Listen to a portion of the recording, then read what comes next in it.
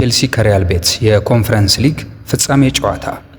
የአውሮፓ እግር ኳስ ማህበር ከሚያዘጋጃቸው የክለቦች የውድድር መድረክ አንዱ የሆነው ኮንፈረንስ ሊግ ዛሬ ፍጻሜውን ሲያገኝ ቼልሲ ከሪያል ቤቲስ ምሽት 4 ሰዓት ይጫወታሉ።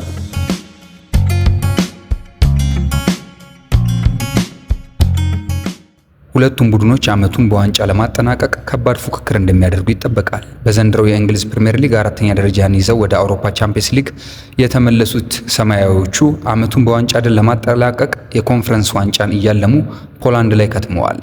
በላሊጋው 6ኛ ደረጃን ይዘው ያጠናቀቁት ሪያል ቤቲሶች በበኩላቸው ዋንጫውን ለማንሳት እስከ መጨረሻው ሰዓት ጠንካራ ፉክክር እንደሚያደርጉ ይጠበቃል።